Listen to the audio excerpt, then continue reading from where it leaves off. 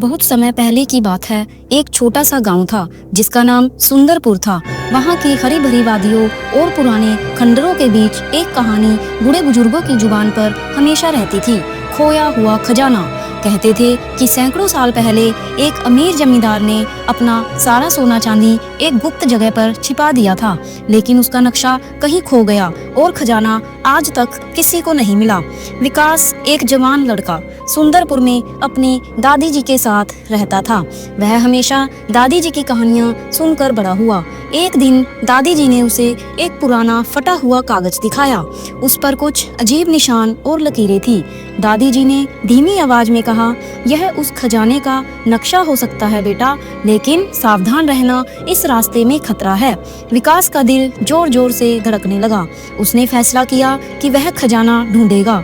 अगली सुबह वह अपने दोस्त रमेश को साथ लेकर जंगल की ओर निकल पड़ा। नक्शे पर एक पुराने मंदिर का जिक्र था जो जंगल के बीच में था। दोनों दोस्त उत्साह से भरे थे, लेकिन जंगल का सन्नाटा उन्हें डराने लगा। जैसे ही वे मंदिर के पास पहुंचे, हवा में ठंडक बढ़ गई। मंदिर की दीवारें टूटी फूटी थी और चारों तरफ अंधेरा था। विकास ने नक्शा निकाला और उसमें लिखे संकेतों को पढ़ने की कोशिश की। 3 कदम उत्तर, फिर 5 कदम पश्चिम, उसने बोला। रमेश ने टॉर्च जलाई और दोनों ने कदम गिनने शुरू किए। अचानक उनके पीछे से एक तेज आवाज आई, जैसे कोई पत्थर गिरा हो। दोनों पलटे, लेकिन वहाँ कोई नहीं था। रमेश ने डरते हुए कहा, विकास, कुछ ठीक नहीं लग रहा, चलो वापस चले।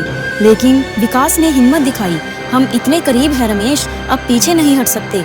उन्होंने एक पुरानी मूर्ति के पास खुदाई शुरू की। वहाँ एक लकड़ी का दरवाजा मिला जो जमीन के नीचे जाता था।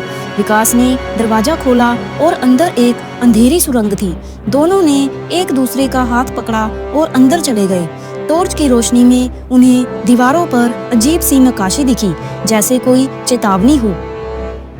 सुरंग के अंत में एक बड़ा सा कमरा था। वहाँ एक पुराना संदूक रखा था जिस पर ताला लगा था। विकास का दिल खुशी से नाच उठा। यही है खजाना, उसने चिल्लाकर कहा। लेकिन जैसे ही वह संदूक के पास पहुंचा, पीछे से एक साए ने उसका कंधा पकड़ा। विकास और रमेश डर से चीख पड़े। सामने एक लंबा आदमी खड़ा था।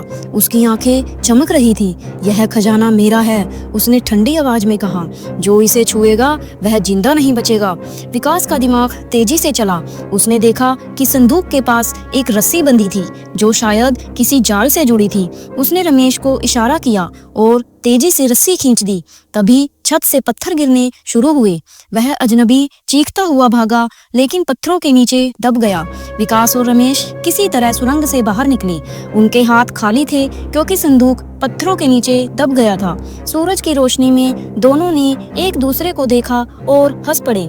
खजाना तो नहीं मिला, लेकिन जिंदगी बच गई, रमेश ने कहा। वापस गांव लौटकर विकास ने दादी जी को सारी बात बताई। दादी जी ने मुस्कुराते हुए कहा, बेटा, असली खजाना तेरी हिम्मत और दोस्ती है। विकास ने हाँ भरी और सोचा कि शायद कुछ खजाने खोए रहने में ही भलाई है।